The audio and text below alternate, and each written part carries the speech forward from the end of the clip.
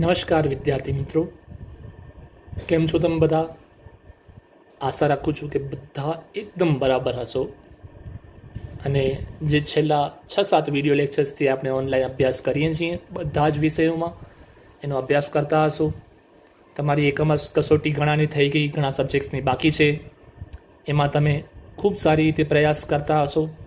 જેની કસોટી અપાઈ ગઈ છે એમાં તમે સારો દેખાવ કર્યો હશે એવી આશા રાખું છું. વિદ્યાર્થી મિત્રો, શાળા ખુલવાને હજી ઘણી વાર છે. તમે જોતા હશો આજકાલની પરિસ્થિતિઓ ખૂબ જ વિપરીત છે, ખૂબ જ ગંભીર છે અને એટલા માટે જ બંને એટલું પોતાનું અને પરિવારનું ધ્યાન રાખવું ખૂબ જરૂરી છે.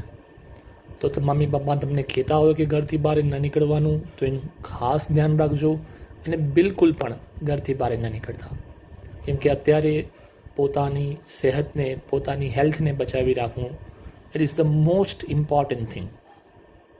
ઓકે, તો ઘરે બેઠા બેઠા બધી જ સુખ સુવિધાઓ મળે છે, એમાં ભણતા પણ રહો અને સાથે મનોરંજન પણ તમારું જે છે એને કન્ટિન્યુ રાખો.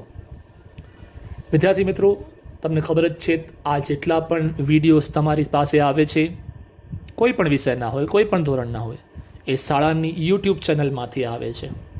તો અત્યાર સુધી તમે લોકોએ હજી શાળાની યુટ્યુબ ચેનલને સબસ્ક્રાઈબ ના કર્યું હોય તો આ વિડીયોની નીચે જ ત્યાં સબસ્ક્રાઈબનું બટન હશે ચેનલના નામ પાસે, એ સબસ્ક્રાઈબ જરૂર કરી લો, જેથી વધારેમાં વધારે વિદ્યાર્થીઓને પાસે આ શેર થઈ શકે અને જ્યારે જ્યારે નવા વિડીયોઝ આવે ત્યારે તમને રેગ્યુલર અપડેટ્સ મળતી રહે. બરાબર? તો ખાસ યુટ્યુબની આ ચેનલને સબસ્ક્રાઈબ કરી લેવું જો તમે અત્યાર સુધી ના કર્યું હોય તો. મિત્રો, તમને ખબર હશે ગયા વિડીયો લેક્ચરમાં જ્યારે આપણે મળ્યા હતા ત્યારે આપણે સ્વાધ્યાય 1.5 કરી રહ્યા હતા. સ્વાધ્યાય 1.5માં કુલ 5 પ્રશ્નો હતા, એમાંથી એક પ્રશ્ન આપણે કરી શક્યા હતા, બાકીના પ્રશ્નો આપણે આજે કરશું. મિત્રો, ગયા વિડીયો લેક્ચરમાં પણ મેં તમને કીધું હતું, આજે ફરી પાછો યાદ કરાવું છું કે દરેક ચેપ્ટરમાં ઘણી બધી એક્સરસાઇઝમાં એવા અમુક પ્રશ્નો આવશે કે જે એક્ટિવિટી બેઝડ એટલે કે પ્રવૃત્તિ પ્રકારના હશે, જે દાખલા નહીં હોય કે જે પરીક્ષામાં નહીં પૂછાય, ચાહે કોઈ પણ પરીક્ષા હોય, બોર્ડની હોય કે સ્કૂલની હોય. એટલે એવા પ્રકારના દાખલાઓ જે હશે એ હશે તો ચેપ્ટરનો હિસ્સો, ચેપ્ટરનો જ ભાગ હશે, સ્વાધ્યાયમાં આપેલા હશે, પણ એને આપણે પ્રવૃત્તિમાં જ્યારે લેવાનું હશે, પ્રોજેક્ટમાં, ત્યારે લેશું, અહીં નહીં લઈએ.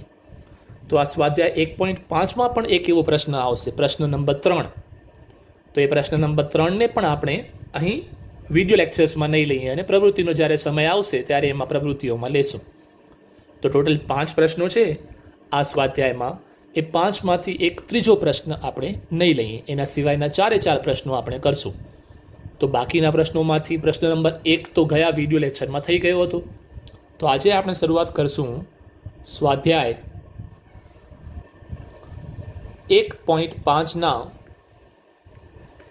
પ્રશ્ન નંબર 2થી. પ્રશ્ન નંબર 2થી. તો ચાલો શરૂઆત કરીએ પ્રશ્ન નંબર 2. તમે લોકો તમારી પાઠ્યપુસ્તકમાં ક્વેશ્ચન વાંચજો બરાબર કે શું પૂછ્યું છે. સૂચના એમ છે ક્વેશ્ચનમાં કરવાનું એ છે, લખ્યું છે સાદું રૂપ આપો. સાદું રૂપ આપો, આ છે પ્રશ્ન. તો 4 અલગ અલગ પ્રશ્નો આપ્યા છે, એ બધાનું સાદું રૂપ આપવાનું છે. તો શરૂઆત કરીએ 1 by 1 ફટાફટ. સમજતા આવજો, બહુ સિમ્પલ છે. સાદું રૂપ છે પણ સાદું, એકદમ સિમ્પલ, બહુ ચિંતા કરવા જેવું નથી. 2 કાઉન્સ આપ્યા છે, 3 વત્તા વર્ગમૂળમાં 3 અને બીજા કાઉન્સમાં આપ્યું છે 2 વત્તા વર્ગમૂળમાં 2. વચ્ચે કાંઈ નિશાની ન હોય 2 કાઉન્સ વચ્ચે, એટલે તમારે ગુણાકારની નિશાની જ માનવાની. 2 કાઉન્સ વચ્ચે કાંઈ નિશાની ન હોય તો ચાલો શરૂઆત કરીએ. જેમ આપણે કાઉન્સ ખોલતા હોઈએ, બ્રેકેટ્સ ખોલતા હોઈએ એવી રીતે સૌથી પહેલે આ બંનેનો ગુણાકાર થશે. 3 ગુણ્યા 2 કરો તો થાય 6 વત્તા આ બંનેનો ગુણાકાર.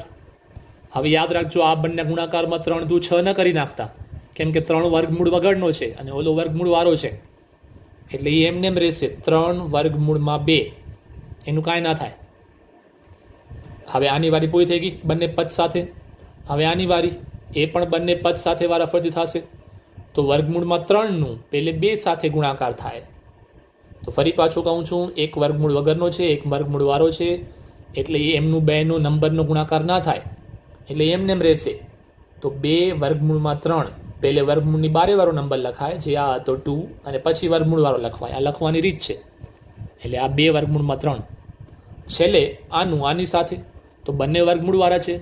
હા, બંને સજાતીય પદો નથી. એક વર્ગમૂળમાં 3 છે ને એક વર્ગમૂળમાં 2 છે. બંને વિજાતીય પદો છે.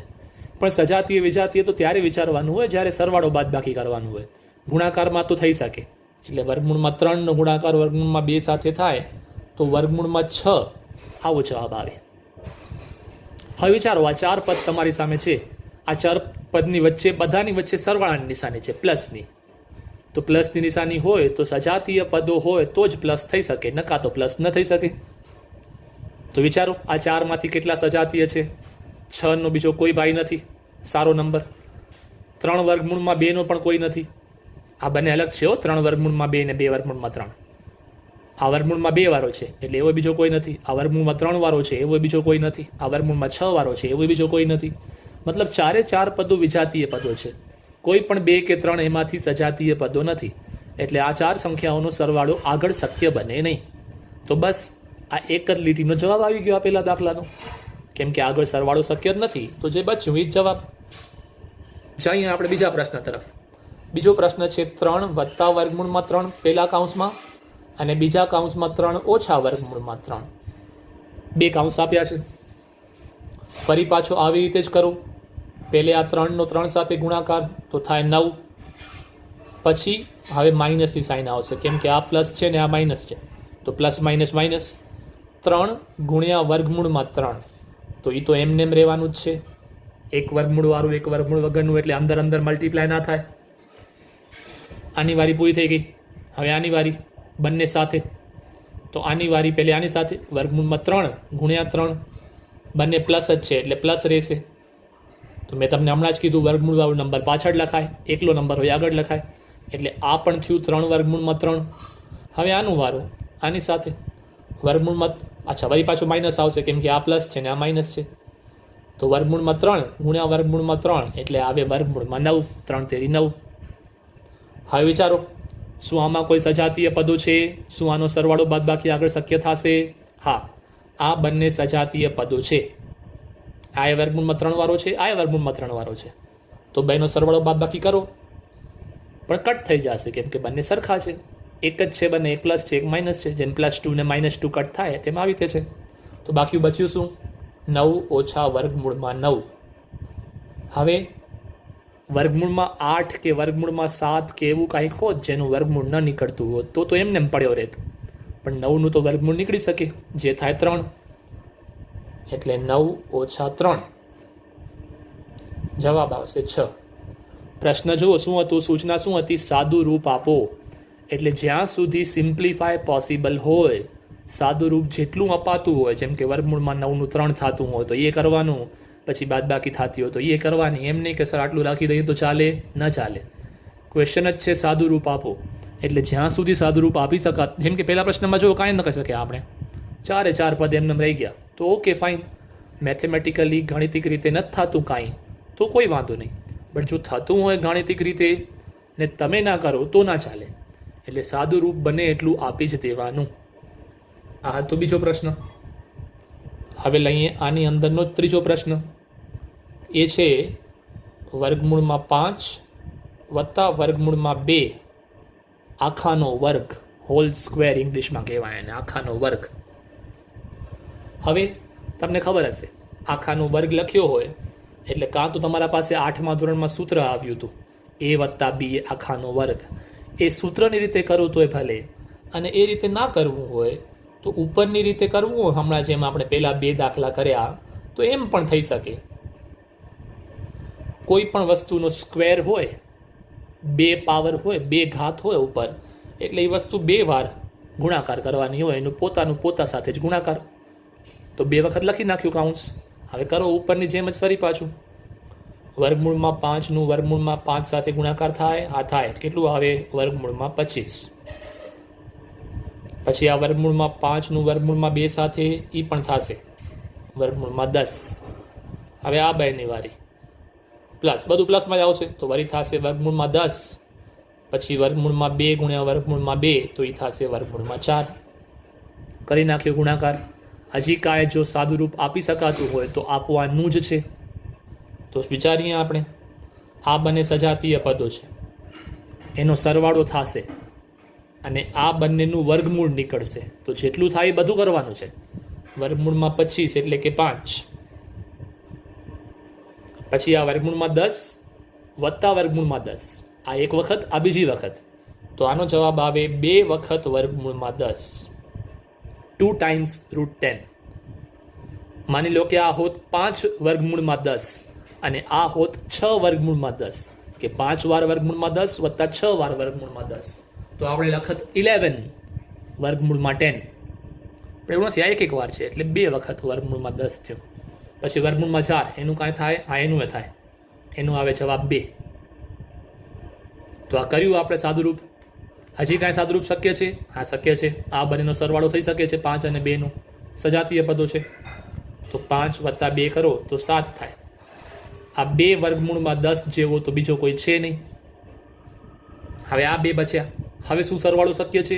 ના, કેમ કે આ વર્ગમૂળમાં 10 વાળો છે ને આ સિમ્પલ નંબર છે, વિજાતીય પદો છે, એટલે હવે સરવાળો શક્ય નથી. એટલે જેટલું શક્ય હતું એ બધું આપણે કરી નાખ્યું. તો આ થઈ ગયો પૂરો. બરાબર. તો આ થયો સાદું રૂપ અપાઈ ગયું આ ત્રીજા પ્રશ્નનો. હવે ચોથો પ્રશ્ન આપણે લઈએ. ચોથો પ્રશ્ન એ તમારા હોમવર્કમાં છે. એ હોમવર્કમાં એટલા માટે છે કેમ કે આ પ્રશ્ન નંબર પહેલાં જે આપણે 3 કર્યા એ 3 જેવો જ છે, અને વધારે કહું તો એ પ્રશ્ન નંબર 2 જેવું છે. તો અહીંયા આ બીજો પ્રશ્ન પૂરો થાય છે. ટોટલ 5 પ્રશ્નો હતા મેં તમને કીધું, એમાંથી પહેલા 2 કર્યા. પહેલો પ્રશ્ન આપણે ગયા વિડિયો લેક્ચરમાં કર્યું હતું, બીજો અત્યારે કર્યો.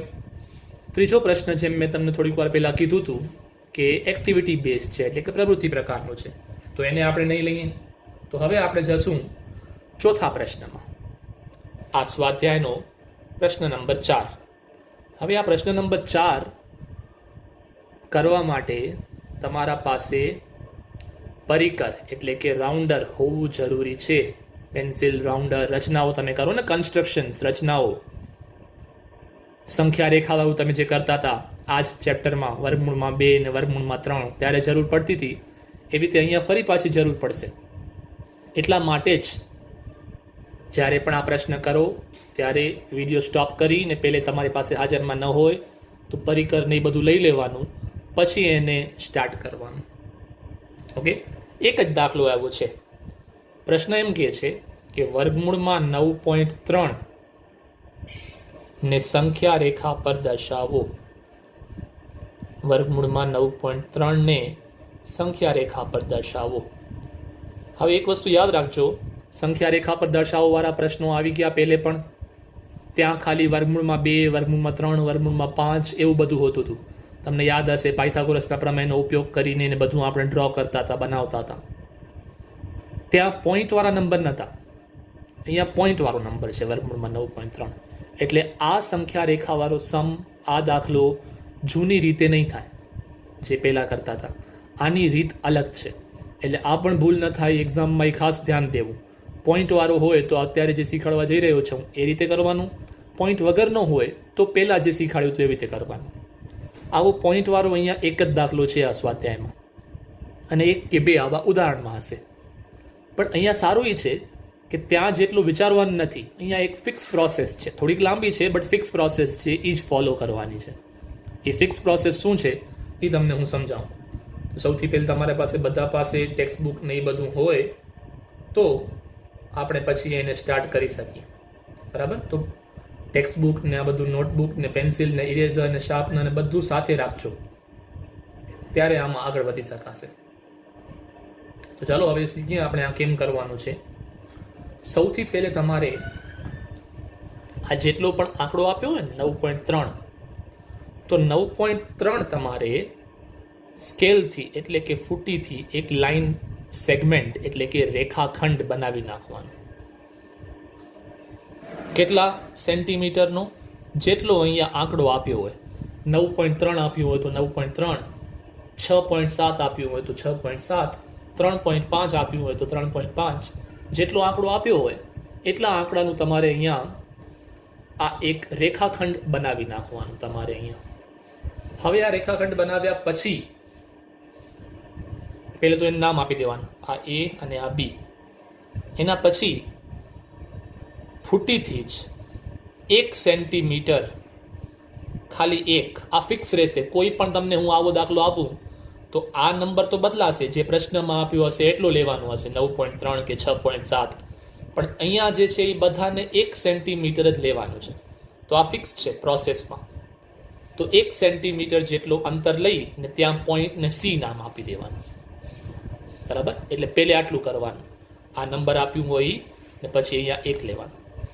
હવે જે આ આખો બન્યો 9.3 વત્તા 1 એટલે કે 10.3, આનું તમારે મધ્ય બિંદુ શોધી કાઢવાનું, મિડ પોઈન્ટ, એક્ઝેક્ટલી સેન્ટરમાં આનું મિડ પોઈન્ટ ક્યાં આવે છે એ શોધી કાઢવાનું. હવે મિડ પોઈન્ટ કેમ શોધશો? તો 10.3 ના 2 ભાગ કરવા પડે, અથવા 2 ભાગ ન કરવા હોય તમારે તો તમારે શું કરવાનું, તમારો પરિકર રાઉન્ડર અહીંયા રાખવાનું એ બિંદુ ઉપર. એ રાઉન્ડરને ખોલવાનું. કેટલું ખોલવાનું? આ અડધા કરતાં થોડોક વધારે, માપવાની જરૂર નથી, અંદાજિત અડધાથી વધારે. આટલું લઉં તો આ અડધાથી ઓછો થયો ને, પણ આટલું લઈ લઉં તો અડધાથી વધારે થઈ ગયું. આ જે આટલો છે બધું 10.3, એમાં અડધાથી વધારે અંદાજિત આટલું રાઉન્ડર ખોલવાનું. એક વખત અહીંયા આર્ક એટલે કે ચાપ લગાડવાનું, એક વખત નીચે ચાપ લગાડવાનું. પછી એટલું જ તમારું પરિકર રાઉન્ડર ખુલ્લું રાખી સી ઉપર રાખવાનું. એટલું જ ખુલ્લું રાખવાનું જેટલું પહેલાં રાખ્યું હતું. વળી પાછો ઉપર એક ચાપ લગાડવાનું, નીચે એક ચાપ લગાડવાનું. તો ઉપર 2 ચાપ લાગ્યા હશે આવા, નીચે પણ અહીંયા 2 ચાપ લાગ્યા હશે આ પ્રકારે. એ બંને ચાપને ફૂટીથી જોડી દેવાનું, ડોટેડ લાઇનથી જોડવાનું. એ બંને ચાપને ફૂટીથી જોડી દેવાનું, આવી રીતે ડોટેડ લાઇનથી, ફૂટીથી આવી રીતે જોડી દેવાનું. એ જ્યાં અહીંયા છેદે આ પોઈન્ટને તમારે ઓ નામ આપવાનું. ઓ આ બિલકુલ સેન્ટરમાં હશે, મધ્ય બિંદુ હશે. સમજી ગયા હશો શું કહું છું, કેમ શોધવાનું. આગળ જતા આ ઓ બિંદુ છે ને એ આપણા સંખ્યા રેખાનું શૂન્ય બનશે. આ આપણી સંખ્યા રેખા નીચે દોરેલી છે એનો એ શૂન્ય બનશે. એટલે આ પ્રોસેસથી મધ્ય બિંદુ શોધવાનું. એના પછી તમારો રાઉન્ડર એટલે કે પરિકર ઓ બિંદુ ઉપર રાખવાનું. ઓથી કરી અને હવે એ સુધી રાઉન્ડર ખોલવાનું, આમ પેન્સિલથી આમ ખેંચી અને એ સુધી. આ ફિક્સ છે. હવે એવું નથી કે ગમે એટલું ખોલો અડધાથી વધારે, આ ફિક્સ છે. ઓ ઉપર પરિકર રાખો અને એને આટલું ખેંચો એ સુધી, આટલું રાઉન્ડર તમારો ખોલો ઓથી કરીને એ સુધી. તો હવે ઓથી કરીને એ સુધી ખુલી ગયું, રાઉન્ડર રાખ્યું તો અહીંયા છે ઓ ઉપર. તો હવે તમારે એક આવો અર્ધવર્તુળ બનાવવાનો. અર્ધવર્તુળ. આ અર્ધવર્તુળ 100% જેમાં એ માંથી ટચ થાય છે, એમાંથી પાસ થાય છે, તેમ તમારો જે સી હશે એમાંથી પણ પાસ થશે, એમાંથી પણ પસાર થશે. એટલે આ અહીંયા રાઉન્ડર રાખી ને આવી રીતે અર્ધવર્તુળ બનાવવાનું. ધીમે ધીમે આપણે આગળ વધીએ છીએ. હવે એના પછીનું કામ, હવે અહીંયા બી બિંદુ પાસે તમારો પ્રોટેક્ટર એટલે કે કોણ માપક, ખૂણો માપવાનું જે સાધન છે એ રાખવાનું. અહીંયા આમ રાખવાનું, આમ બી પાસે હોય ને, સેન્ટરમાં એકદમ રહેવું હોય ને, એવી રીતે આમ કોણ માપક અહીંયા રાખવાનું. અને 90 ડિગ્રી ક્યાં આવે છે એ જોવાનું. કાટખૂણો 90 ડિગ્રી, 90 ડિગ્રી. તમને ખબર પડી કે અહીંયા છે 90 ડિગ્રી, તમે આમ કોણ માપક રાખ્યો છે, તમને ખબર પડી કે અહીંયા છે 90 ડિગ્રી, તો ફૂટીથી એક સીધી લાઈન ખેંચવાની આટલા સુધી. બિલકુલ આમ 90 ડિગ્રી બનવું જોઈએ, આડું અવડું ન હોવું જોઈએ. એટલા માટે કોણ માપક રાખવાનું કહું છું. કોણ માપક નહીં રાખો તો આડું અવડું બનશે. એટલે બી બિંદુ પાસે તમારે કોણ માપક રાખવાનું અને એકદમ 90 ડિગ્રી આવે એવો ફૂટીથી સ્કેલથી ડ્રો કરવાનું. તો આમ તમે આમ ડ્રો કરતા જાશો તો ઉપર જ્યાં અથડાણું આ બિંદુને ડી કહી દેવાનું, આ બિંદુને ડી કહી દેવાનું. બસ હવે એક જ સ્ટેપ બાકી છે, 90% દાખલો પૂરો થઈ ગયો છે. હવે આ જે બી થી કરીને ડી સુધીનો ડિસ્ટન્સ બન્યો ને, આટલો અંતર બી થી ડી, એ બની ગયો. તમારે પોતે બનાવવું હતું એ વર્ગમૂળમાં 9.3. તમને થશે એમ કેમ બની ગયું સર, ખબર ન પડી. એ પોતે બની જશે. આ પ્રોસેસ ફોલો કરશો તો એ પોતે બની જશે. અને તમને વિશ્વાસ ના આવતો હોય, તમારા પાસે પ્રૂફ કરવા માટે એક વસ્તુ છે. મોબાઈલમાં કેલ્ક્યુલેટર ખોલવાનું, એમાં વર્ગમૂળમાં 9.3 શોધવાનું, કિંમત શોધવાની કેટલી આવે છે. તો 3 પોઈન્ટ કાંઈક આવશે. 9.3નો તમે વર્ગમૂળ શોધશો કેલ્ક્યુલેટરમાં તો 3 પોઈન્ટ કાંઈક આવશે. પછી તમે સ્કેલથી આને માપજો તો એ જે કેલ્ક્યુલેટરમાં તમારો જવાબ આવ્યો હશે ને એટલો જ આ આવશે, એ ગેરંટી. એટલે આ થઈ ગયું પૂરું. પણ પહેલાં પણ આપણે જેમ સંખ્યા રેખાવાળા દાખલા કરતા હતા, આ જે આવી તો ગયું વર્ગમૂળમાં 9.3 આટલું અંતર, પણ એ સંખ્યા રેખા ઉપર નથી. સંખ્યા રેખા તો આપણી નીચે છે, આ તો અહીંયા ઉપર આપ્યું છે. તો હવે શું કરવાનું હોય તમારે? હવે એને સંખ્યા રેખા ઉપર તમારે લઈ આવવાનું હોય, નીચે સંખ્યા રેખા ઉપર એ આવવું જોઈએ. સંખ્યા રેખા ઉપર આવવું હોય તો પહેલાં તો જરાક આને સંખ્યા રેખાને લંબાવી નાખવાની આવી રીતે. હવે તમારો જે પરિકર છે રાઉન્ડર, એને બી ઉપર રાખવાનું. પરિકરને રાઉન્ડરને છેલ્લો સ્ટેપ છે આ બી ઉપર રાખવાનો અહીંયા, અને આટલો ખોલવાનો ડી સુધી, આટલો ખોલવાનો બી થી કરીને ડી સુધી રાખવાનો બી ઉપર, ને આમ ખેંચીને એ સુધી ખોલવાનું. આટલું ખુલી જાય એટલે અહીંયા રાખી અને એક આમ ચાપ મારી દેવાનું, એક આમ ચાપ મારી દેવાનું. આ પોઈન્ટને ઈ નામ આપવાનું, આ પોઈન્ટને ઈ નામ આપવાનું. હવે તમે ગણશો તો આ ઓ થી કરીને ઈ સુધીનો ડિસ્ટન્સ જે છે, ઓ થી કરીને ઈ સુધીનો ડિસ્ટન્સ આ વર્ગમૂળમાં 9.3 તમારો કેલ્ક્યુલેટરમાં જેટલો જવાબ આવ્યો હશે એટલો જ આ થતો હશે. ફૂટીથી માપી જોજો. તો આ થઈ ગયો પૂરો, પ્રોસેસ પણ પૂરી. આવી ગયો સંખ્યા રેખા ઉપર નીચે વર્ગમૂળમાં 9.3. બરાબર? તો આ છે આ પ્રોસેસ. હું રિપીટ નથી કરતો કેમ કે આ વિડીયો લેક્ચર છે, લાઈવ ક્લાસ નથી. એટલે તમને કદાચ કોઈ સ્ટેપમાં બીજી વાર સાંભળવું હોય, સમજવું હોય, એકવારમાં ન સમજાણું હોય તો તમારા પાસે ઓપ્શન તો છે જ. વિડીયોને રિવાઇન્ડ કરો, પાછળ લઈ જાઓ જરાક વિડીયોને, અને ફરી પાછું એને રિપ્લે કરો. એને રિપ્લે કરશો એટલે તમને આ ફરી પાછું સાંભળવા મળી જશે. એટલે હું બીજી વાર અહીંયા રિપીટ નથી કરતો.